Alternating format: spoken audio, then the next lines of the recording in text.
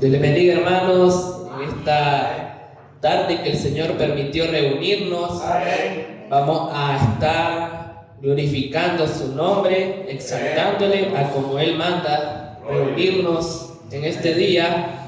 Así que primeramente vamos a estar encomendando todo al Señor.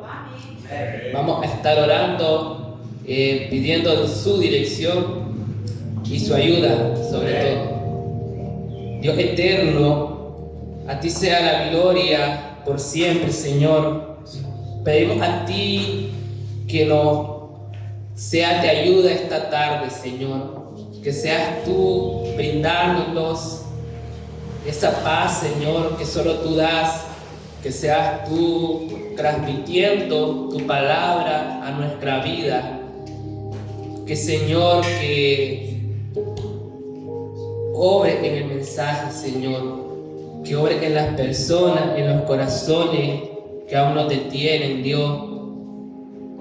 Pedimos, Señor, que seas tú ayudándonos a hacer tu voluntad, Dios, que en todo momento, en todo tiempo, glorifiquemos tu nombre, Señor. Que nuestro corazón esté lleno de alegría, de gozo, de paz, Señor. Y que nos gocemos con los demás hermanos. Pedimos, Señor, eso. Pedimos dirección de tu parte. Que seas tú bendiciendo este tiempo, bendiciendo la exposición de tu palabra. Transmite el mensaje, Señor, como tú quieres que llegue a nuestra vida, a nuestro corazón, Dios. Usa al pastor, usa tu palabra, Señor. Llénale del Espíritu Santo, Dios. Y que sobre todo, mi Dios, obedezcamos, hagamos caso a tu palabra. Pedimos, Señor, por los hermanos que han de venir, que han de añadirse. Seas tú trayéndoles con bien, seas tú dándoles, Señor, fuerza a los hermanos que están enfermos, que no han podido venir. Seas tú brindándole fortaleza y ánimo, Señor. Asimismo, anímanos a nosotros en este momento a seguir adelante, Señor. Gloria sea a tu nombre y a ti pedimos todo en el nombre de Jesús. Amén. Y amén. Amén. Le invito a que pueda ponerse de pie, hermano. Vamos a estar leyendo la Escritura y vamos a ir a nuestra Biblia, a la carta de Romanos, capítulo 15.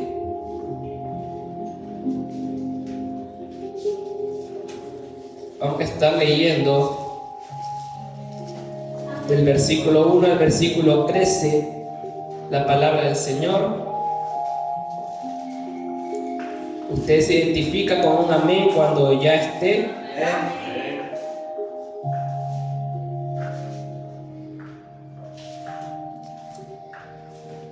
Leo la palabra del Señor, dice así, honrando al Padre, Hijo y Santo Espíritu.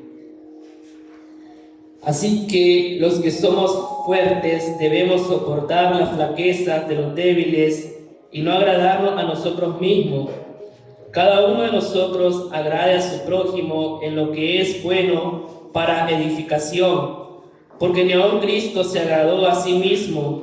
Antes bien, como está escrito, los vituperios de los que te vituperaban cayeron sobre mí, porque las cosas que se escribieron antes para nuestra enseñanza se escribieron, a fin de que por la paciencia y la consolación de la Escritura tengamos esperanza. Pero el Dios de la paciencia y de la consolación os dé entre vosotros un mismo sentir según Cristo Jesús, para que unánimes a una voz glorifiquéis al Dios y Padre de nuestro Señor Jesucristo. Por tanto, recibíos los unos a los otros, como también Cristo nos recibió para gloria de Dios. Pues os digo que Cristo Jesús vino a ser siervo de la circuncisión para mostrar la verdad de Dios, para confirmar las promesas hechas a los padres y para que los gentiles glorifiquen a Dios por su misericordia, como está escrito: por tanto, yo te confesaré entre los gentiles y cantaré a tu nombre. Y otra vez dice: alegraos gentiles con su pueblo. Y otra vez: alabad al Señor todos los gentiles y magnificadle todos los pueblos. Y otra vez dice Isaías: estará la raíz de Isaí y el que se levantará a regir los gentiles esperarán en él. Y el Dios de esperanza os llene de gozo y paz en el creer, para que abundéis en esperanza por el poder del Espíritu Santo. Amén. Amén. Gloria a Dios. Dios bendiga su palabra y vamos a estar adorando el nombre del Señor con preciosos himnos. No valgo por mi posesión. Sabemos que lo que tenemos es por el Señor, es porque Dios lo ha permitido, nos ha dado la vida, nos permite que sigamos adelante. Amén, así es. Amén.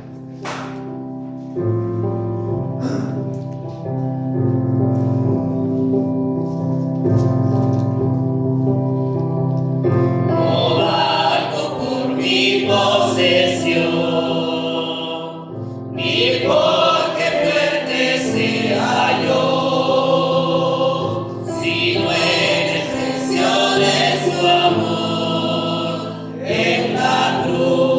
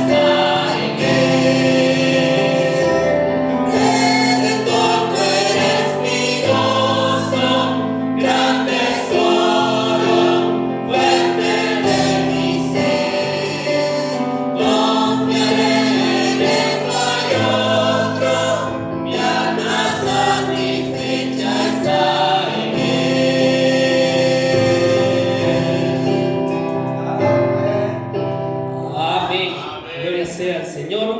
Puede usted tomar su asiento y glorifiquemos el nombre del Señor juntos con este himno. Profundo es el amor de Dios. Amén. Así es. Es vasto e infinito. Amén. Y se demostró en la cruz del Calvario. Así que adoremos al Señor con todo nuestro corazón. Amén.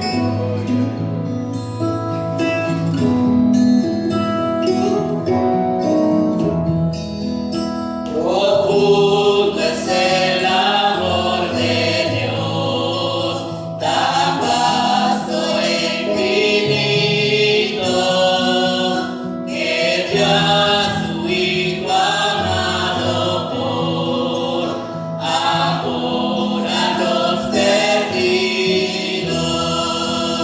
Qué gran dolor causó a mi Dios ver padecer a Cristo, herido en una cruz murió, por quienes han creído.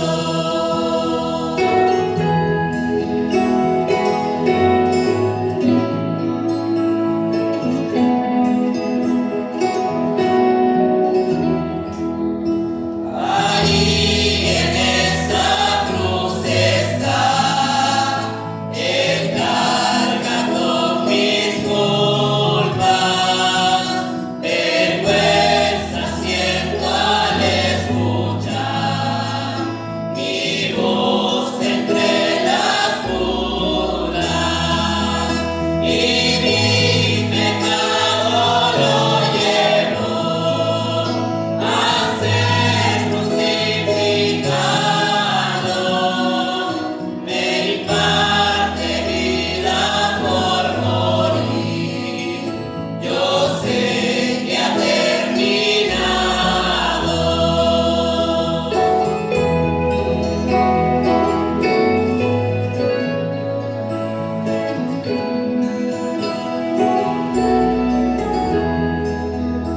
De nada yo presumiré, pues muerte yo merezco, mas en la cruz me gloriaré, la cruz de Jesucristo, porque me daré su favor, no puedo contestarlo, mas esto sé de corazón: Jesús pagó mi deuda, porque me daré su favor, no puedo contestarlo, mas esto sé de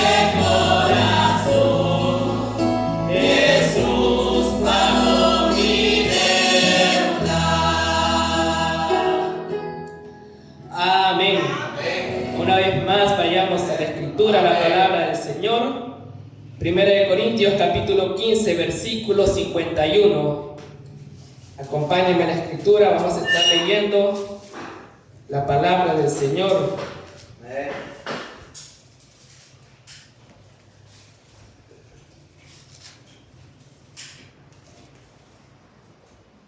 Yo leo, usted me sigue con su vista. Versículo 51, 1 Corintios capítulo 15.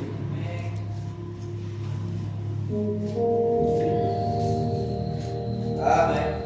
Dice así la palabra: He aquí os digo un misterio, no todos lo miremos, pero todos seremos transformados, en un momento, en un abrir y cerrar de ojos, a la final trompeta, porque se tocará la trompeta, y los muertos serán resucitados, incorruptibles, y nosotros seremos transformados, porque es necesario que esto corruptible se vista de incorrupción, y esto mortal se vista de inmortalidad. Y cuando esto corruptible se haya vestido de incorrupción, y esto mortal se haya vestido de inmortalidad, entonces se cumplirá la palabra que está escrita: sorbida es la muerte en victoria. ¿Dónde está, oh muerte, tu aguijón? ¿Dónde, oh sepulcro, tu victoria? Ya que el aguijón de la muerte es el pecado, y el poder del pecado la ley. Mas gracias sean dadas a Dios, que nos da la victoria por medio de nuestro Señor Jesucristo. Amén. Así que, hermanos míos amados, estad firmes y constantes, creciendo en la obra del Señor siempre, sabiendo que vuestro trabajo en el Señor no es en vano. Amén. Amén. Vamos a cantar este precioso himno. Amén. Pudiera bien ser. Amén. Amén.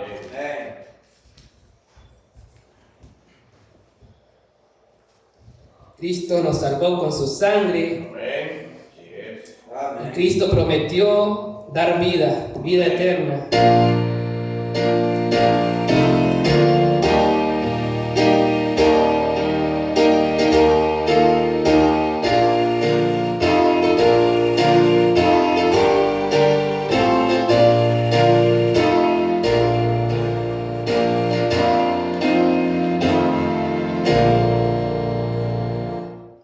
Pudiera vencer cuando el día amanezca, y el sol otra vez en el cielo aparezca, y al mundo y al resplandeciente de gloria, Jesús por los suyos vendrá. Oh buen Salvador, oiremos cantar la canción. Aleluya, Cristo viene, aleluya, amén. Aleluya, amén. Los santos del cielo descienden y cantan, con ángeles que al Señor acompañan, pues ya con poder, majestad y gran gloria, Jesús por los suyos vendrá. Cuando buen Salvador, oiremos sagrada canción. Aleluya, Cristo viene, aleluya, amén. Aleluya, amén. El mundo salí, temeroso sería, pues lloros y penas el dolor dejaría. Así pues será, pues al mundo con gloria, Jesús por los suyos vendrá. Cuando buen Salvador, oiremos la grata canción.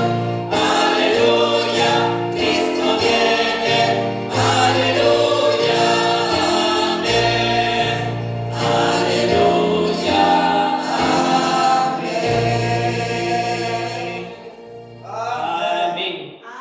Creemos que Cristo resucitó Gloria a Dios. y que lo hará con nosotros, que lo hará un día. Amén. Esperamos su regreso. Vamos Amén. a seguir alabando al Señor porque Él vive. Triunfaré mañana. Ya no hay temor de la muerte porque Cristo venció a la muerte. Amén. Amén. Gloria a Dios.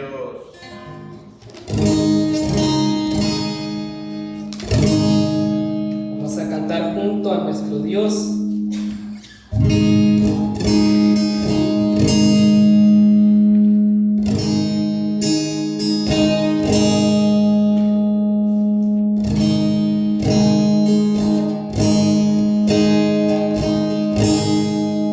Dios nos envió a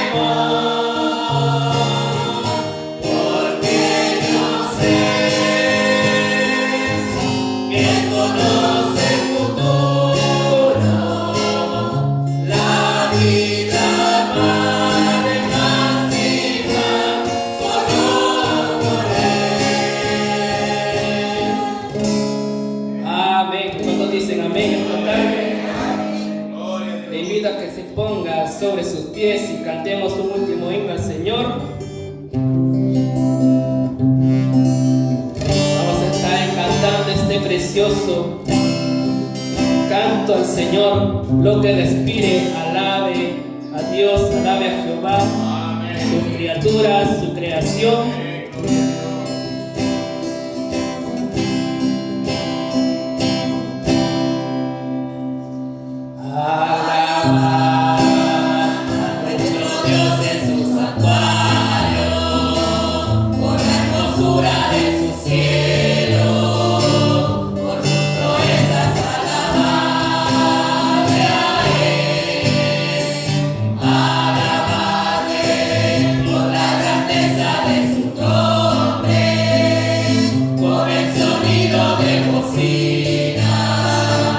Salterio y arpa a la vez.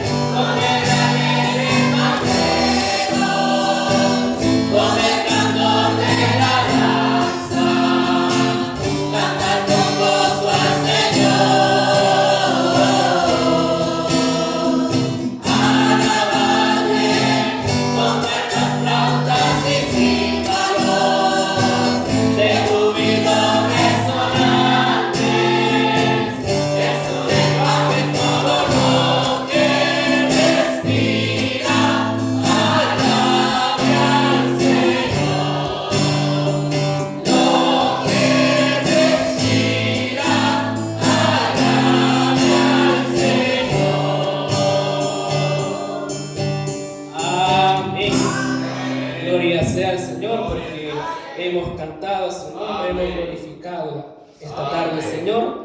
Y ahora quedamos con la palabra. Amén. Gloria a Dios. Hermanos, abran sus Biblias al libro de Apocalipsis. Estamos allí, el capítulo 13. Esta tarde nos compete ir a ese capítulo de la palabra del Señor. Y seamos bienvenidos, hermanos, a la casa del Señor en esta hora. Vamos nosotros, hermanos, a ir al capítulo 13, verso 1 al verso 10. Hermanos, usted me dice amén cuando lo tengamos. Y bienvenido, ¿verdad?, a todos los que nos acompañan en esta tarde hermosa, hermanos, y qué bendición, ¿verdad? En la mañana estuvimos en el capítulo 12, estuvimos hablando del capítulo 12, verso 7 al verso 17, y queremos continuar, así que espero que usted sea paciente para que podamos terminar este libro, que estamos más cerca, ¿verdad? Ya vamos avanzando más de la mitad. Entonces vamos a leer, hermanos, el capítulo 13 del verso 1 al verso 10, y dice así la palabra bendita del Señor: me paré sobre la arena del mar y vi subir del mar una bestia que tenía 7 cabezas y 10 cuernos, y en sus cuernos 10 diademas, y sobre sus cabezas un nombre blasfemo. Y la bestia que vi era semejante a un leopardo, y sus pies como de oso, y su boca como boca de león. Y el dragón le dio su poder y su trono y grande autoridad. Nosotros ya vimos quién es el dragón. Vi una de sus cabezas como herida de muerte, pero su herida mortal fue sanada. Y se maravilló toda la tierra en pos de la bestia, y adoraron al dragón que había dado autoridad a la bestia, y adoraron a la bestia, diciendo: ¿quién como la bestia? ¿Y quién podrá luchar contra ella? También se le dio boca que hablaba grandes cosas y blasfemias, y se le dio autoridad para actuar 42 meses. Y abrió su boca en blasfemias contra Dios, para blasfemar de su nombre, de su tabernáculo y de los que moran en el cielo. Y se le permitió hacer guerra contra los santos y vencerlos. También se le dio autoridad sobre toda tribu, pueblo, lengua y nación. Y la adoraron todos los moradores de la tierra, cuyos nombres no estaban escritos en el libro de la vida del Cordero, que fue inmolado desde el principio del mundo. Si alguno tiene oído, oiga. Si alguno lleva en cautividad, va en cautividad. Si alguno mata a espada debe ser muerto. Aquí está la paciencia y la fe de los santos. Vamos a orar. Padre, gracias, oh Dios, por darnos esta tarde en la cual nosotros podamos venir a este lugar y reunirnos, Señor, en el nombre de Jesús, invocando tu nombre, sabiendo que tú eres bueno, Señor, y para siempre son tus misericordias, Señor. Gracias porque no nos has dado lo que realmente merecemos recibir de tu parte. Somos privilegiados, Señor, de tener este libro sagrado en nuestras manos, abierto hoy para escuchar un sermón acerca de este libro sagrado. Qué bendición, qué dicha. Dulce sea tu palabra a nuestro paladar. Ella nos aliente y nos alimente. Ella nos fortalezca y nos edifique esta tarde. Señor, oro para que en esta tarde usted hable al corazón de esta iglesia y nuestras almas rebosen de contentamiento al saber que lo mejor está por venir a aquellos que han creído en Jesucristo. Señor, permítanos tener la esperanza hoy más que nunca puesta en Jesucristo. Señor, fortalece nuestra fe y que por nada del mundo desmaye, decline. Todo lo contrario, Señor, que nuestra fe en Cristo y en su promesa pueda crecer, pueda cada día aumentar y estar más que nunca hoy, estar preparado, estar velando, estar atento, porque, Señor, creemos que tu promesa está a punto de ser cumplida. Y gracias porque hay esperanza para todo aquel que estamos en Cristo Jesús. En el nombre de Jesús te lo pedimos, amén y amén, hermanos. Tomen sus asientos, hermanos. Hemos llegado hasta este tema, hermanos, que hoy queremos titular como el anticristo. Y aunque el libro de Apocalipsis, de hecho, no le da a la bestia este nombre del anticristo, yo creo que es el nombre por el que mayormente se le conoce a este personaje que va a actuar mayormente en los 3 últimos años y medios de la gran tribulación. Aunque el anticristo sabemos que montado en el caballo blanco, el primer jinete, el primer sello, ya tiene su entrada, hermanos, ya tiene su entrada a este mundo en el periodo en que la iglesia sea arrebatada y llevada al cielo. Hemos venido estudiando, hermanos, algunas cosas importantísimas en este libro de Apocalipsis, y en el capítulo 12, el día jueves y hoy por la mañana, miramos cómo el dragón, el cual es Satanás, se opone contra Cristo, tanto para que no naciera, ni tampoco para que reinase o viniera a reinar. Pero también vimos cómo Satanás, el dragón, se le oponía y perseguía al pueblo de Dios, a la nación de Israel y a cada seguidor del Cordero.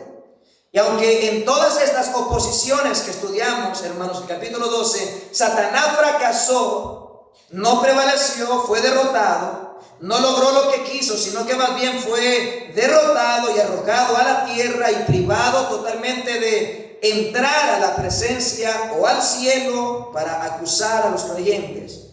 Nosotros vemos, hermanos, que este gran enemigo de Dios, llamado Satanás, el dragón, y de los creyentes y de toda la humanidad, en este capítulo 13 que estudiaremos hoy, el día jueves también, aún Satanás continuará llevando a cabo, hermanos, su plan maligno con el fin de intentar su último y fracasado plan contra Dios y contra su pueblo que esté morando en la tierra. Todavía entonces Satanás va a hacer algo, hermanos. Y en este capítulo 13 Satanás va a sacar, por así decirlo, a su mejor personaje y lo va a enviar a la tierra y lo va a revestir de poder maligno, poder satánico, para que pueda llevar a cabo su plan. Pero al final el plan también de Satanás fracasará, porque nadie puede levantarse contra Dios y prosperar. Y aunque en este libro de Apocalipsis hemos nosotros estudiado acerca de Satanás, por ejemplo, teniendo acceso al cielo, y a veces no entendemos el por qué, pero a Dios en su sabiduría y soberanía le ha placido que así sucedan las cosas. Aunque en este libro y en toda la Biblia se menciona a Satanás como enemigo de Dios, en este libro específicamente, el Apocalipsis, hermanos, no se trata de un conflicto entre el bien y el mal. No se trata tampoco entre Satanás y Cristo. Este libro más bien trata de la victoria final, del triunfo total, hermanos, que el Cordero de Dios va a tener sobre las huestes infernales de maldad. El león de la tribu de Judá ha vencido, dice el capítulo 5, y ese león, hermanos, que viene, rugirá sobre sus enemigos y los destruirá y reinará para siempre sobre toda su creación. Así que aunque hemos estudiado hoy en la mañana de que el dragón se opone, Satanás se levanta, se opone, pelea, y vemos que tiene cierto poder que se le ha concedido, este libro no trata, hermanos, del conflicto del bien y del mal. No hay un conflicto entre el bien y el mal, no. Porque estaríamos poniendo al mal al mismo nivel que el bien. Estaríamos poniendo, hermanos, a Satanás al mismo nivel con Dios. Y eso es imposible y eso no se puede dar. Así que Apocalipsis y toda la Biblia tratan del triunfo de Cristo sobre sus enemigos. Él viene a reinar y a establecer su reino sobre toda su creación. La Escritura dice en Filipenses 2, hermanos, que un día toda lengua y toda rodilla se doblará ante aquel que se llama el Señor Jesucristo. Declararán que Él es el Señor, toda rodilla y toda lengua que existe sobre la faz de la tierra. Pero mientras llegamos a ver cuándo es que Cristo viene a reinar, y mientras sucede, hermanos, y se espera ese momento de que Cristo, el Mesías, el Cordero, el León de la tribu de Judá, venga a reinar, Dios nos va abriendo el telón, nos va revelando, nos va mostrando, porque eso se llama Apocalipsis, nos va revelando los sucesos y hechos que han de acontecer, hermanos, hasta que llegue la consumación del plan perfecto de Dios sobre la tierra. Amén. Y a Dios, por motivos ajenos que no conocemos, le ha placido de alguna manera soberana, le ha permitido a este enemigo terrible llamado Satanás que él pueda actuar y que él pueda hacer muchas cosas contra el pueblo de Dios, contra la nación de Dios, contra el Hijo de Dios. Dios, no sabemos por qué, no sabemos para qué, pero entendemos que todo lo que Dios hace, aunque no nos parezca a nosotros bien, pero todo lo que Dios hace, lo hace bien y para buenos propósitos. Eso es lo que vemos aquí. Aquí vemos nosotros a un personaje que va a existir, a un personaje que no sabemos si ya está vivo, si ya nació, a un personaje del cual, hermanos, ha traído bastantes especulaciones, muchos libros se han escrito, mucha información se ha dado acerca de este personaje llamado el Anticristo.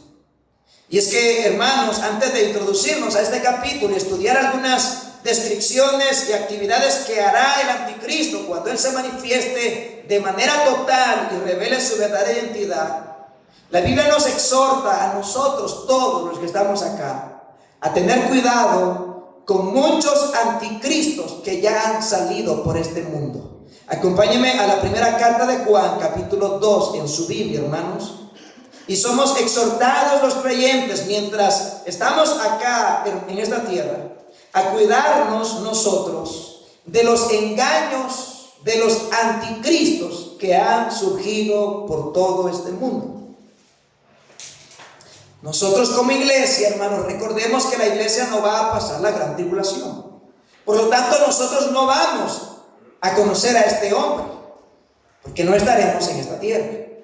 Pero ya hay, hermanos, lo que vamos a ver ahorita, ya hay destellos, ya hay ciertos hechos, sucesos de pequeños, por así decirlo, hermanos, anticristos que están prefigurando o anunciando la venida de un hombre terrible, sanguinario, como vamos a estudiar esta tarde. 2:18 de Juan: hijitos, ya es el último tiempo, y según vosotros oísteis que el anticristo viene. Así que ya se hablaba de estos temas cerca del siglo I. Ya ustedes han oído, dice Juan, que el anticristo viene.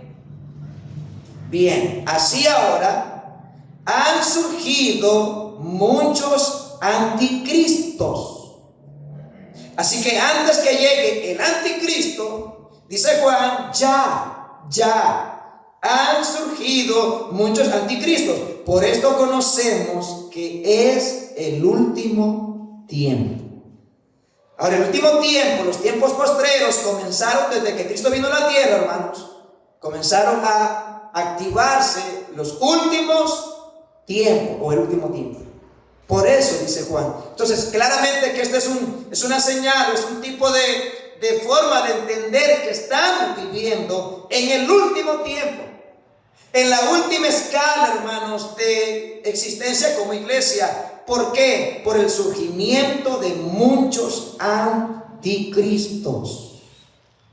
¿Y qué es el anticristo? ¿Quién es un anticristo? Bueno, entendemos, es alguien que está en contra de Cristo. pero a la misma vez que se hace pasar por Cristo. Entonces es alguien que se hace pasar por Cristo como si fuera Cristo, como si viniera de parte de Cristo, pero es en contra de Cristo. Se opone a Cristo mismo, pero él quiere imitar a Cristo. Entonces nosotros entendemos que la forma en que hay muchos que tratan de venir como Cristo son muchos falsos predicadores. Jesús dijo en Mateo capítulo 24: mirad que nadie os engañe, porque vendrán muchos en mi nombre, diciendo yo soy el Cristo. Entonces nosotros tenemos que entender que ya han salido, como dijo Juan, muchos anticristos por este mundo. Muchos predicadores falsos que de alguna manera niegan, hermanos, niegan a Cristo, niegan la divinidad de Cristo, niegan la humanidad de Cristo, niegan la Trinidad, niegan muchas doctrinas elementales de la fe cristiana, y esos son anticristos. Se hacen pasar por Cristo, pero son contra Cristo. Entonces ya está. Pero recuerda, hermanos, Juan dice: oísteis que el anticristo viene. Entonces viene el anticristo. Y nota eso, hermanos, porque dice viene el anticristo. Y vamos a ver nosotros más adelante una diferencia entre el anticristo, que se hace pasar por Cristo, y el Cristo verdadero. Así que viene. Por favor, acompáñenme a la segunda carta a Tesalonicenses, hermanos, y entendamos un poquito que estos creyentes, miles de años atrás, hermanos, ya se les estaba advirtiendo de estas cosas. Y uno dirá, bueno, ¿cómo es posible que estos creyentes que apenas tenían ciertos años en la fe, y que, bueno, estamos hablando, hermanos, de que esta carta, por ejemplo, a los tesalonicenses, fue una de las primeras cartas que escribió el apóstol Pablo cerca del año 50, imagínense, hermanos. Ni siquiera había terminado el primer siglo. ¿Y cómo es posible que ya Pablo, el apóstol, ya le escribiese esta carta a esta iglesia tesalónica para advertirle y hablarle acerca de este hombre de pecado y este hijo de perdición llamado el anticristo? Mira el capítulo 2, versículo, hermanos, versículo 3. Dice: nadie os engañe en ninguna manera. Y ustedes notan que siempre habla nadie te engañe, nadie te engañe, nadie te engañe. Nos advierte acerca de la apostasía. Y esto es importante, pues, porque una de las formas que muchos están siendo engañados y desviados es escuchando a falsos predicadores a través de las redes sociales. O sea, nunca en la historia ha habido una forma tan fácil de que la apostasía, el engaño se propague como en estos tiempos de tanta tecnología. Es por eso que estamos en una era muy peligrosa nosotros. Nadie os engaña de ninguna manera, porque no vendrá sin que antes venga la apostasía y se manifieste el hombre de pecado. Y uno dice: ¿quién es ese hombre de pecado? Qué horrible descripción. El hombre de pecado. Y luego, el hijo de perdición, el cual se opone y se levanta contra todo lo que se llama Dios o el objeto de culto, tanto que se sienta en el templo de Dios como Dios, haciéndose pasar por Dios. ¿No os acordáis que cuando yo estaba todavía con vosotros os decía esto? O sea, Pablo estaba hablando de escatología a estos creyentes. Yo les decía de esto. Verso 6: y ahora vosotros sabéis lo que lo detiene, a fin de que a su debido tiempo, ¿qué? Se manifieste.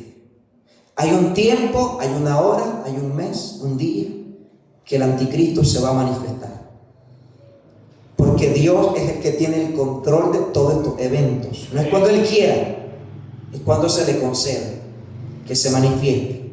Hay algo que lo detiene. ¿Qué es? Dice el verso 7: porque hay algo que lo detiene, y creemos, entendemos que es el Espíritu Santo quien detiene que se manifieste completa y totalmente el poder del anticristo, porque ya está en acción el misterio de la iniquidad, solo que hay quien al presente lo detiene. Hay alguien que lo detiene. Es el Espíritu Santo operando en su iglesia, hasta que Él, el Espíritu Santo, sea quitado de en medio y entonces se manifestará aquel inicuo, a quien el Señor matará con el espíritu de su boca y destruirá con el resplandor de su venida, inicuo cuyo advenimiento es por obra de Satanás, con gran poder y señales y prodigios mentirosos, y con todo engaño de iniquidad para los que se pierden.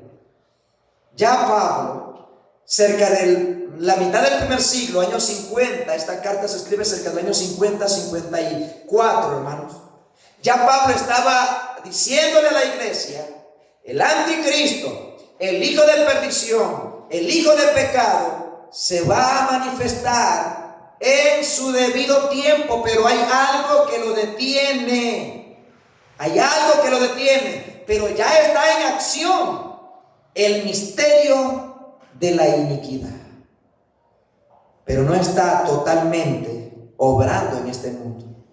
Entonces Juan, inspirado por el Espíritu Santo, quien escribió cerca del primer siglo, cerca del año 100, a él se le mostró, a él se le reveló, hermanos, de una forma muy clara, quizás un poco más que Pablo, para que escribiese Juan a las 7 iglesias del Asia Menor, recuerda, acerca de la descripción y de las actividades y de la malignidad y de la bestialidad de este hombre de pecado que va a surgir a su debido tiempo.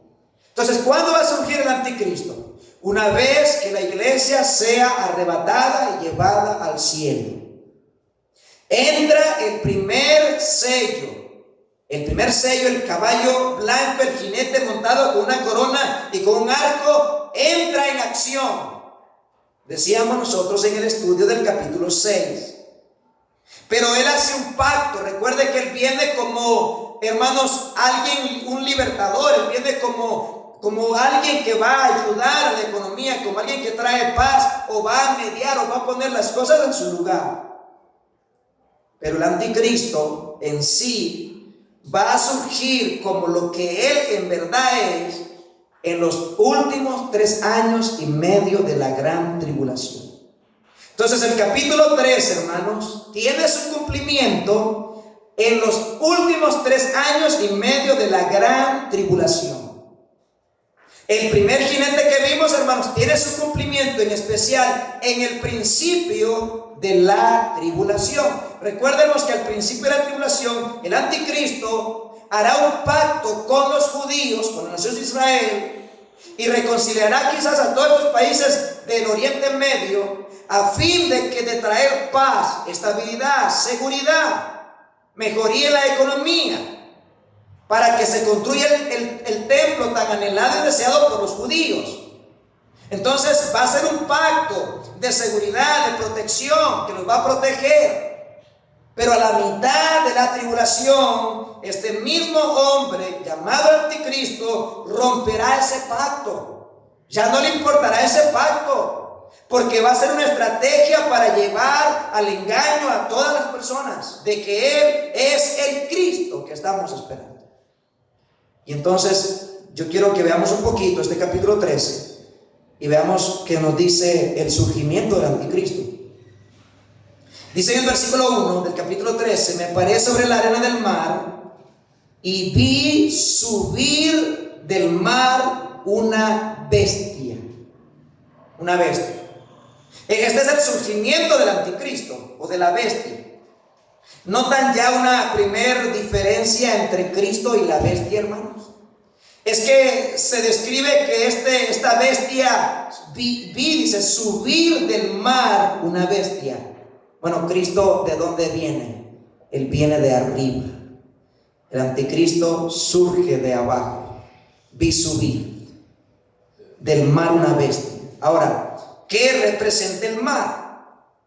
Literalmente va a salir del mar esta bestia. Recuerden que estamos hablando de un simbolismo. Cuando habla de bestia, ya vamos a ver por qué le llama bestia. El mar en este capítulo no es el mar literal, sino que se refiere a las multitudes de personas no regeneradas, a las masas, a las naciones, a las multitudes no regeneradas. Pero también el mar Se refiere al pozo del abismo. Estudiamos en el capítulo 11, versículo 7, que de allí salió, ¿quién? La bestia que hacía guerra contra los dos testigos. Del pozo del abismo. Por eso dice, vi salir. Allí encontramos la primera mención a la bestia. Se le llama bestia no porque sea un animal. El anticristo, la bestia, no va a ser un animal. O sea, literal, no va a ser un animal, sino que actuará como una bestia. Actuará como un animal salvaje, sin compasión alguna. Un monstruo. De hecho, bestia describe a un animal rabioso que mata. Por eso Apocalipsis, hermanos, se refiere tanto al dragón, a Satanás como dragón, al anticristo como la bestia, porque describen su carácter maligno y salvaje y misericordio, hermanos, misericordioso, que no van a tener compasión de nadie en este mundo. Y por eso se le llama la bestia. La Biblia nos enseña que en los últimos tiempos se levantará un hombre investido con el poder de Satanás, llamado el anticristo o la bestia. Será la persona más poderosa y perversa que jamás haya pisado la tierra. La persona más poderosa será una persona literal, hermanos, un hombre. El más poderoso, el más inteligente, el más perverso que jamás haya pisado la tierra. Será una persona literal que surgirá en los últimos tiempos. Fue profetizado por Daniel, capítulo 7, como el cuerno pequeño. Capítulo 9, verso 26, como el príncipe que ha de venir. Como el cuerno pequeño, en el libro de Daniel, como el príncipe que ha de venir. Entonces, escuchen eso, es un príncipe que ha de venir. Es un hombre poderoso, que tiene potestad, que tiene dominio.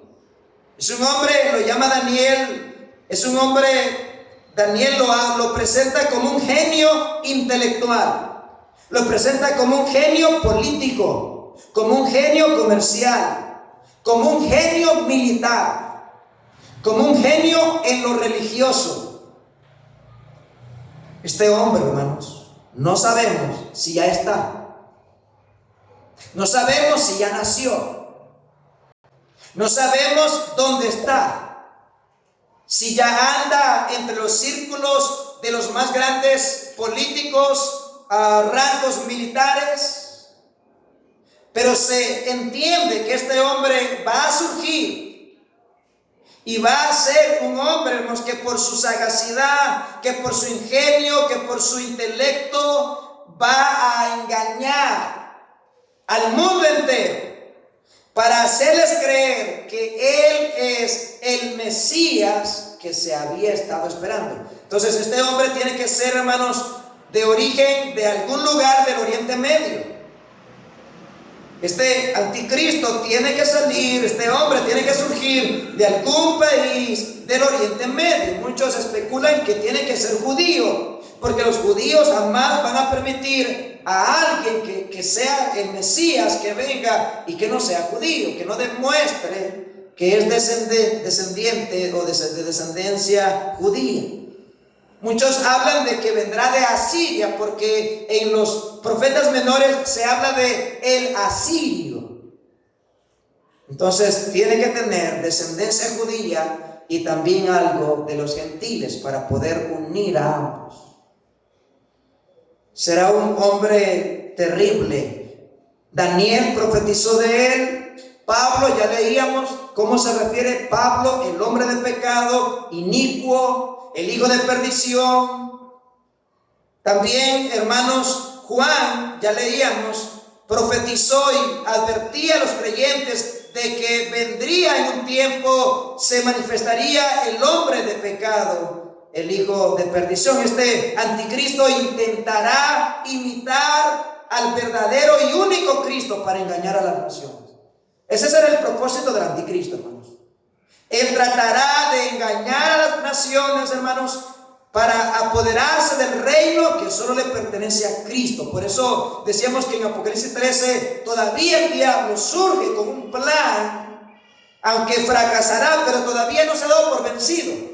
Seguirá haciendo lo que tiene que hacer con el fin de oponerse a Cristo para que no venga a reinar. Así que aquí otra vez decíamos que el anticristo, hermanos, hará un pacto con la nación de Israel, pero que a la mitad de la semana lo quebrantará y perseguirá a esta misma nación por los 3 últimos años y medio, y por eso se le llama la gran tribulación. La gran tribulación. Así que hay 4 cosas que se destacan en esta bestia, en el versículo 1. Hay 4 cosas que se destacan en esta bestia. Y creo que ahí tenemos una imagen. Esta bestia tenía 7 cabezas, pero es una sola bestia. Y recuerde siempre que cuando hablamos de la bestia no es un animal.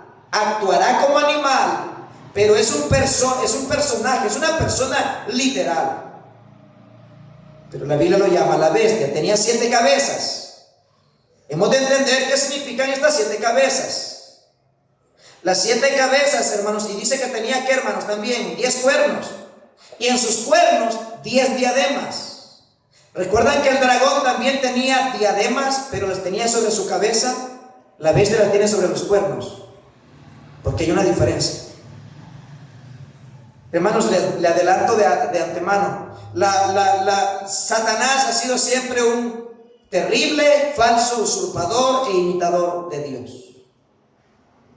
Y así como hay una Trinidad en Dios, también hay una Trinidad malvada en el diablo: el dragón, la bestia y el falso profeta, que vamos a estudiar el jueves. El dragón, la bestia, que se hace pasar por anticristo como un tipo de Cristo, y el falso profeta.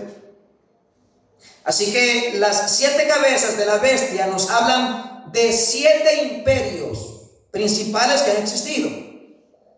7 imperios: Egipto, Asiria, los babilonios, medos persas, Grecia y Roma. Y el reino representado por la confederación de 10 reyes. Así que simbolizado por los 10 cuernos. Los 10 cuernos son 10 reyes. Es una confederación de 10 reyes.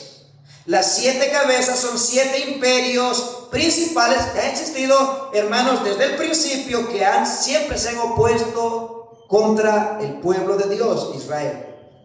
La bestia solo puede tener una cabeza a la vez, de modo que cada cabeza debe ser consecutiva. Cada cabeza representa un poderío mundial a través del cual Satanás ha operado en este mundo. Los 10 cuernos tienen también diademas. Las diademas son símbolos de autoridad gubernamental. Entonces, el gobierno mundial que existirá antes que Cristo regrese a reinar estará formado por una confederación de 10 reyes, y que por mutuo acuerdo le entregarán el poder y la autoridad total a la bestia. Miren el capítulo 17, versículo 13, hermanos, en su Biblia. Capítulo 17, versículo 13, lo explica de una mejor manera. Capítulo 10, versículo 13.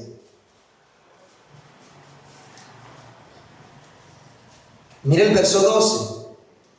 Y los 10 cuernos que has visto son 10 reyes, que aún no han recibido reino, pero por una hora recibirán autoridad como reyes juntamente con la bestia. Estos tienen un mismo propósito, los 10 cuernos, los 10 reyes, y entregarán su poder y su autoridad ¿a quién? A la bestia. Así que esta bestia va a estar por un tiempo antes que Cristo regrese a reinar. Él tendrá el poder y el control de las naciones. Recuerde que el mundo estará organizado por 10 reyes, y estos 10 reyes, por mutuo acuerdo, le entregarán todo el poder y dominio a la bestia. Además, tiene en su cabeza un nombre: blasfemo. Blasfemia significa hablar contra alguien. La bestia hablará blasfemias contra Dios. Ridiculizará su nombre, su templo y a los que habitan en el cielo. Este posiblemente pueda ser los ángeles y a Miguel. Recuerde que en el 12 Miguel y los ángeles lo derrotaron a Satanás, al dragón, y lo echaron a la tierra. Dice el capítulo 13, versículo, hermanos, versículo también 6. Vea el verso 6. Y abrió su boca, la bestia, en blasfemias contra Dios, para blasfemar de su nombre, de su tabernáculo, el cielo, y de los que moran en el cielo. Esta es la bestia, este hombre, hermanos, que va a ser investido o revestido del poder de Satanás. Va a hablar mal contra Dios, va a decir pestes contra Dios, hermano. Y vamos a llegar al capítulo 17, donde de otra manera se nos refleja que este hombre, por eso se llama el hombre de pecado, el hombre de maldad, el hijo de perdición. Algunos creen que es Judas quien va a volver a resucitar, porque a Judas también se le da el nombre del hijo de perdición. Pero no sabemos en sí, hermanos. Dice que tiene entonces en la cabeza un nombre blasfemo. Hablará cosas terribles contra Dios, contra el cielo y contra los que habitan en el cielo. Palabras injuriosas contra la santidad y la misma persona de Dios. Y uno se preguntará, bueno, ¿por qué Dios no aplasta de una sola vez a este hombre? Hay cosas que no entendemos. Lo va a hacer, pero no en ese mismo momento, porque todo tiene un cumplimiento en el plan de Dios. Y es cuando Dios quiere y es cuando Dios lo ha orquestado. Entonces veamos algunas diferencias entre este anticristo, la bestia, y el Cristo verdadero. El anticristo es presentado como la bestia. Cristo es presentado como el Cordero de Dios que quita el pecado. Vea la diferencia. El anticristo es simbolizado como una bestia, porque viene para matar, sin compasión, sin misericordia, sin piedad. Cristo vino como el Cordero manso y humilde que quita el pecado. Vino mansamente, humildemente, misericordiosamente, trayendo gracia y paz y salvación a los pecadores. La bestia no. El anticristo viene para engañar. Cristo vino para que conociéramos la verdad y la verdad nos hiciera libres. El anticristo viene para matar y esclavizar, hermanos. Cristo vino para dar vida y libertad a los esclavos del pecado y del poder de Satanás. El anticristo recibió su poder de Satanás. Cristo recibió su poder de su Padre. El anticristo sale del abismo. Cristo desciende del cielo. El anticristo recibirá adoración de los incrédulos. Cristo será adorado por los que creyeron en él. El anticristo un día será derrotado. Cristo un día será más que glorificado y exaltado. Así que hay algunas diferencias y similitudes. Juan nos dice que la bestia que vio era semejante a 3 tipos de animales. En el versículo 3, versículo 2. Y la bestia que vi era semejante, lo cual nos dice que era semejante. Se asemejaba a 3 tipos de animales: un leopardo, y sus pies como de oso, y su boca como boca de león. Entonces, ¿qué se refiere esas semejanzas? Recuerden que es un hombre, no es una bestia literal de un animal, es un hombre. Pero estos 3 tipos de animales que se mencionan aquí, el leopardo, el oso y el león, nos hablan entonces, hermanos, de 3 imperios poderosos que existieron miles de años atrás. Daniel nos habla mucho de eso. El leopardo nos habla del imperio macedonio, de Alejandro Magno, de su rapidez, de su velocidad en conquistar todos los reinos. El león nos habla de los babilonios, de su ferocidad, y el oso del imperio persa. Y el imperio romano simbolizado por la bestia. Los 4 imperios más grandes que han existido en la historia de la humanidad. y el más grande de todos, el Imperio Romano, que muchos hablan de que surgirá o resucitará, ya sea políticamente, el Imperio Romano. Es simbolizado por la bestia. Así que estas características de estos 4 imperios se harán manifiestas en la bestia: su velocidad para conquistar, su ferocidad para devorar, aplastará a los demás que se opongan a él, y su fuerza brutal por el Imperio Romano.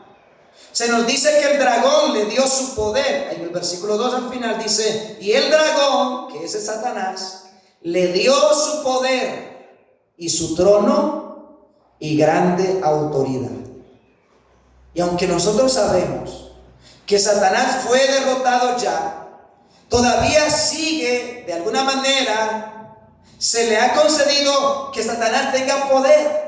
Dice que tiene un trono y dice que tiene autoridad. Y todo esto Satanás se lo da a su hijo, por así decirlo, el anticristo. Este es el personaje que Satanás sacará y le enviará al mundo para que a través de ese personaje, que es el anticristo, Satanás pueda reinar, entre comillas, supuestamente él. Verso 3 dice que vi una de sus cabezas como herida de muerte. Como herida de muerte. Así que la bestia será el agente de Satanás. Aunque Satanás fue arrojado del cielo, todavía sigue teniendo poder y es considerado como el Dios de este siglo. Él revestirá de poder y de autoridad al anticristo. Así que en el verso 3, la bestia finge tener una supuesta resurrección. Mira el versículo 3: y vi una de sus cabezas como herida de muerte, pero su herida mortal fue sanada. Entonces recuerden, hermanos, que el anticristo será un imitador de Cristo, un suplantador, un falsificador de Cristo. Se hará pasar y hará creer que Él es el Mesías. Recuerden que los judíos todavía siguen esperando al Mesías que venga, cuando 2000 años atrás ese Mesías, profetizado por Isaías, por Miqueas, vino y nació en Belén de Judea en un pesebre. Y no creyeron que Él era el Mesías que había sido profetizado que vendría a darles libertad espiritual. Así que los judíos, muchos de los judíos, hermanos, siguen esperando que venga Jesús, el Mesías. Así que vendrá y dice que fingirá morir, una herida como de muerte. Pero ¿qué va a pasar? Dice que fue sanada. Habrá como un fingimiento de una muerte y de una resurrección, parecido a lo que pasó con Cristo, porque es un falso imitador. Es un falso imitador. Así que va a engañar.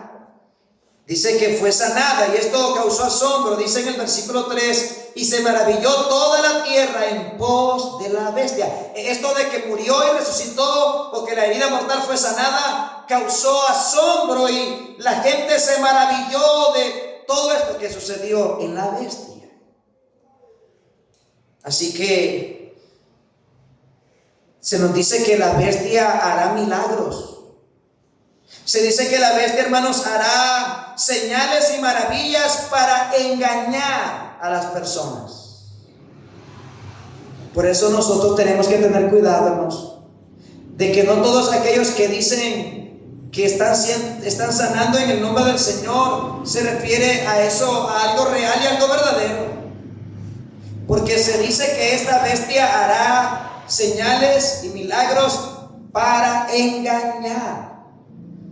Y hoy en día, hermanos, lo que las personas andan buscando es milagros y por supuesto sanidades, que no está mal. Pero la mayoría de la gente, lo que se hace hoy en día es, para llamar la atención, hay una campaña y una cruzada de milagros y sanidades. Qué lástima que no hay salvación. Hay sanidad, pero no hay salvación. Y la gente prefiere sanidad, pero no la salvación que Cristo les ofrece. Y Y la gente es engañada y atrapada porque, oye, levantó un paralítico, oye, abrió los ojos a los ciegos, oye, este hombre es, y se recibe una adoración al hombre antes que a Dios. Entonces, vea quiénes, de alguna manera, hermanos, dice que el dragón y la bestia fue adorada en el versículo 4. Versículo 4. Y adoraron al dragón, que es Satanás, ¿verdad?, que había dado autoridad a la bestia, y adoraron a la bestia, que es el anticristo, diciendo, escuchen lo que decían: ¿quién como la bestia? ¿Y quién podrá luchar contra ella? A lo que nosotros respondemos que ni siquiera Dios va a luchar contra ella, porque no es rival, porque no hay rival para Dios. Simplemente con el resplandor de su venida. Gloria a Dios. No es que va a pelear. O sea, Satanás es el mentiroso, el engañador, pero él está más que engañado. Entonces la gente está aplaudiendo como un libertador, como alguien grande que vino para salvarlos, para liberarlos. ¿Quién como la bestia? Está recibiendo adoración. ¿Quién podrá luchar contra ella? ¿Quién podrá luchar contra ella? Y dice en el verso 5, también se le dio boca que hablase grandes cosas y blasfemias, y se le dio autoridad para actuar 42 meses, los cuales son 3 años y medio. Hermanos, dice que fue adorada. Adoraron al dragón y adoraron a la bestia. ¿Cómo es posible? ¿Cómo es posible? Versículo 8, mire el versículo 8. Y la adoraron, ¿quiénes? Todos los moradores de la tierra. Recuerde que esa frase es muy común en el libro de Apocalipsis. Los moradores de la tierra, ¿quiénes son? Los que no tienen ningún interés por las cosas de Dios. Los moradores de la tierra, ¿quiénes son? Los que han rechazado a Cristo mientras se les ha puesto el mensaje del Evangelio. Los moradores de la tierra son los que tienen el corazón en las cosas de esta tierra. Viven enamorados y amando las cosas de este mundo. ¿Quiénes adoraron a la bestia? Todos los moradores de la tierra. El creyente no es un morador de la tierra. El creyente es un extranjero y peregrino que vive en este mundo, pero no somos del mundo. Nuestra ciudadanía está en el cielo, de donde también esperamos a nuestro Salvador y Señor Jesucristo, hermanos. Los moradores de la tierra son los que no quieren nada con el Evangelio.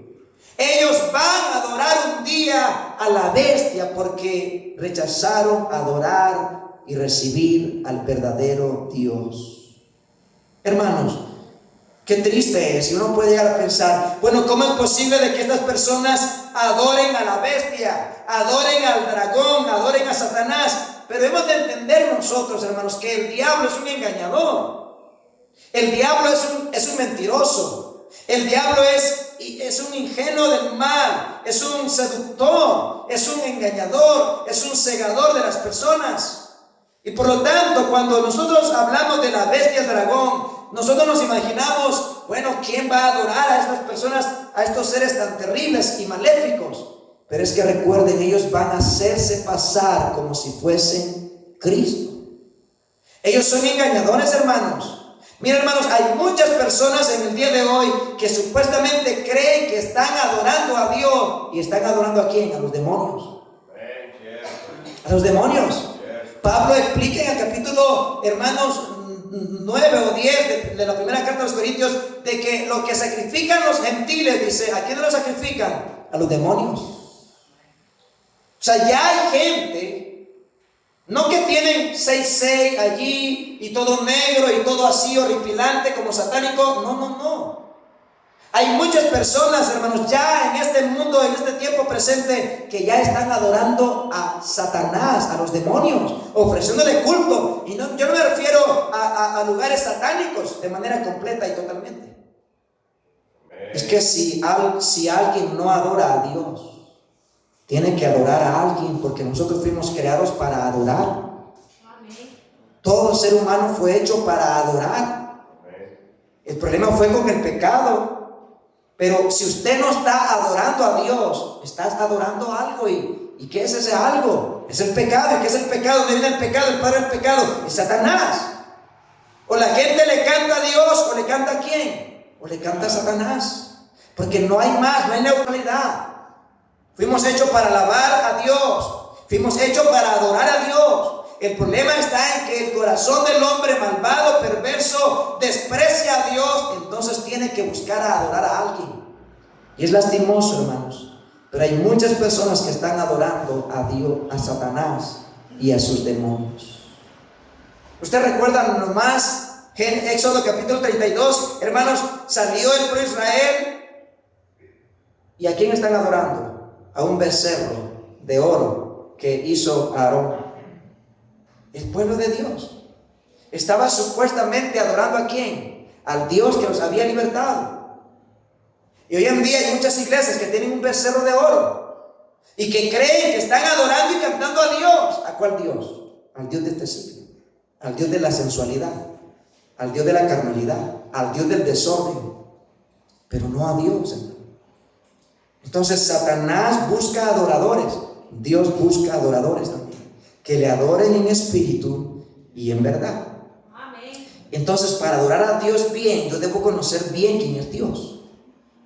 Y entonces cuando vemos hoy en día estos cantantes que están saliendo supuestamente cristianos, que a veces no tienen ningún estudio teológico, y todo cantante, y todo músico, y todo compositor de himnos debe ser un teólogo primeramente. Antes de ponerse a componer canciones, todo cantante debería ser un teólogo, alguien que estudie teología, porque nos va a componer himnos que supuestamente vamos a cantárselos a Dios. Y como alguien que no conoce nada de Dios puede componer algo que supuestamente le guste y le agrade a Dios. No se puede. Por eso tengan cuidado a quien escuchan ustedes, supuestamente adorando a Dios. Así que, hermanos, están adorando. ¿Quiénes? Los moradores de la tierra. Escuche algo más. Verso 8. ¿Qué más? Están adorando todos aquellos cuyos nombres no estaban escritos en el libro de la vida. Esos son los que están adorando a la bestia, los que nunca sus nombres estuvieron escritos en el libro de la vida del Cordero que fue inmolado desde el principio del mundo. Hay un libro de la vida donde están anotados todos los nombres de todos los hijos verdaderos creyentes de Dios. Amén.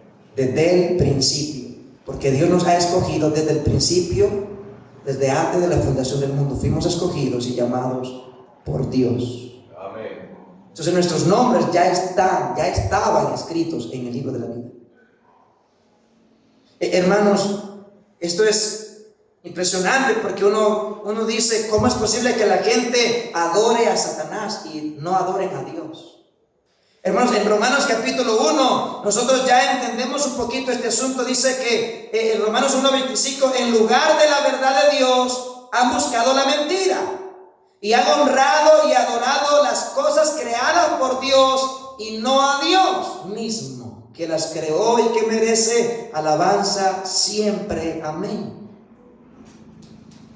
Esto ya lo vemos, la gente está adorando cualquier otra cosa y no a Dios. Esto ha sido siempre y lo será peor en los últimos tiempos. Entonces, veamos un poco más. Por último, se nos habla de lo cruel y el mal que la bestia hará a los creyentes. Posiblemente a los 144,000. Recuerde que ellos fueron dejados en la tierra para testimonio de Cristo. Mira el versículo 7 al 9. Y se le permitió hacer guerra contra los santos. ¿Y qué, hermanos? Y vencerlos. No te fijes tanto en vencerlos, sino fíjate en la primera palabra, y se le permitió. ¿Quién lo permitió? Dios. Y eso usted nunca debe de dejar de ver en Apocalipsis, que el que tiene el control es el que está sentado en el trono. No es la bestia, no es el dragón. No. Se le permitió hacer guerra. ¿Quién? Dios. Cuando, hermanos, nosotros vemos la historia de Job, que murió todo, menos tristemente la esposa, que no se la mató, y luego lo enfermó terriblemente con una lepra, una enfermedad en la piel, y uno dice, ¿pero por qué? ¿Pero por qué? ¿Quién le permitió que Satanás tocara la vida y las provisiones de Job? Dios. Y eso ha sido así.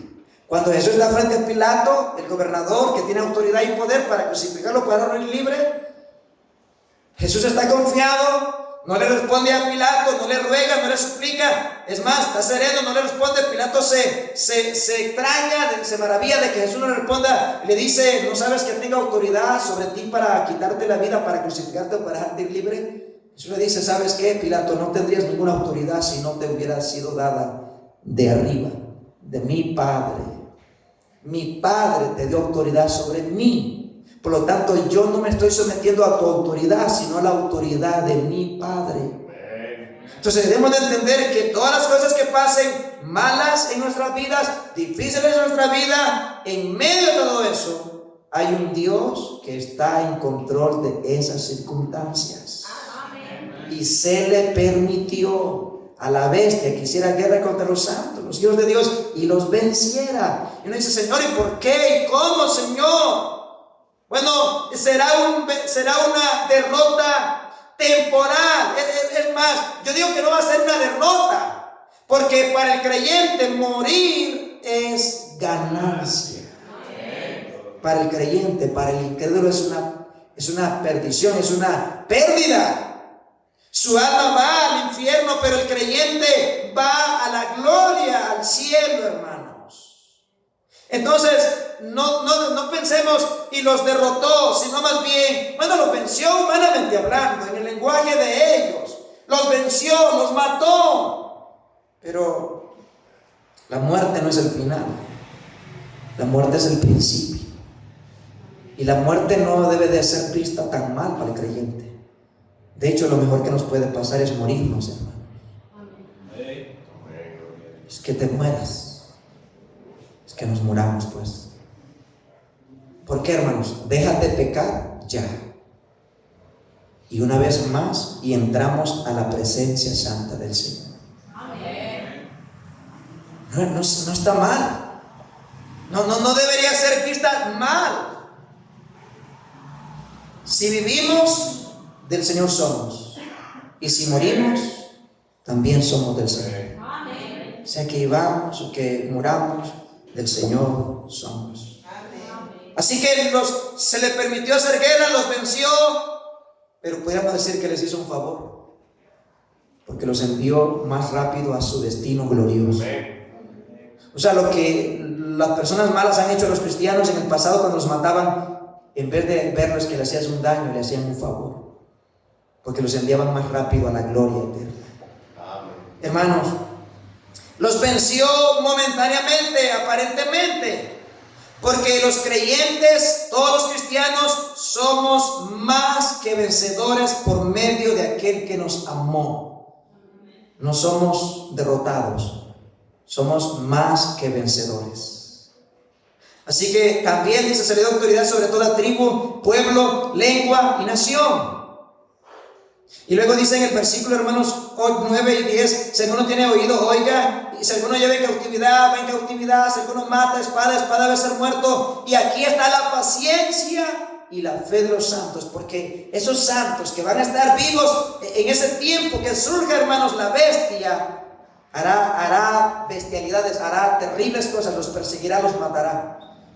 Por eso dice: aquí está la paciencia y aquí está la fe de los santos. Nota que los santos se caracterizan por dos cosas: la paciencia y la fe. Todo santo se distingue por la paciencia que tiene en las pruebas, en los conflictos, en las crisis. Es paciente. Y también tiene fe. ¿En quién? En Cristo.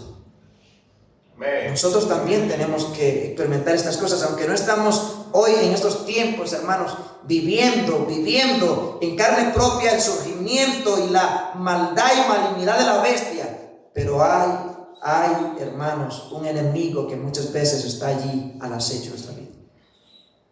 Tu paciencia y tu fe debe ser puesta en evidencia.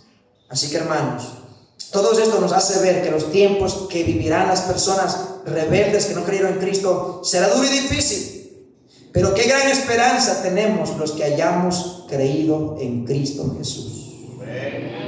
Hay algo maravilloso que nos espera más allá del sol. Tú te puedes consolarnos. Quizás en este momento tú estés afligido. Quizás en este momento tú estás angustiado. Quizás en este momento tú has venido a la iglesia por fidelidad, pero tú deseas estar descansando, acostado, recostado. Y está bien. Pero tú has preferido honrar a Dios. Tú has preferido dar testimonio de tu fe, tu valentía. Pero un día, hermanos, Dios va a secar tus lágrimas.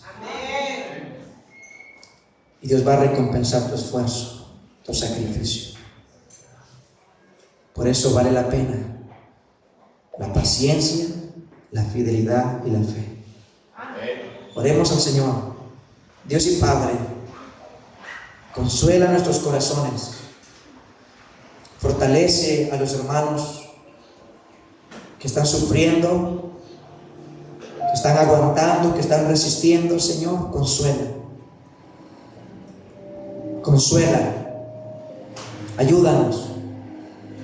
Oh Señor, bendito sea tu nombre, porque no nos has dejado solo en este mundo.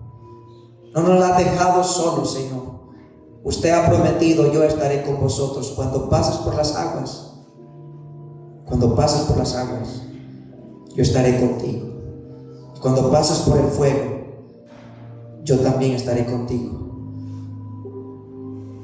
No estás solo en esa batalla, hermano. No estás sola, hermana. Mamá, que estás luchando. Papá, que estás luchando. Esposo, que estás luchando. Hijo, que estás luchando contra tus padres. No estás solo. Quizás te sientes solo, pero recuerden que no andamos por lo que sentimos, sino por la verdad de la palabra de Dios. No os dejaré huérfanos. Enviaré al Consolador, al Espíritu de verdad. Cristo, te amamos esta noche y te decimos: ven pronto a llevarnos a tu presencia. Gracias, Señor. Gracias por este tiempo hermoso que nos has dado, nos has consolado, nos has llenado con fuerzas para seguir mañana peleando la buena batalla. Llévanos con bien a nuestros hogares y que la gracia y la paz de Dios esté con nosotros para siempre, Señor. Ahora, Dios, queremos ofrendar, queremos dar de lo que tú nos has dado, sabiendo que eres bueno, que eres fiel, que nunca te quedas con nada. Bendice a los hermanos que han de dar, que han de ofrendar. Bendiga sus vidas, sus corazones. Provee para que demos más abundantemente, con alegría, con regocijo, con gozo, porque Dios ama al dador alegre. En el nombre de Cristo te lo pedimos esta noche todo esto. Amén y amén, hermano.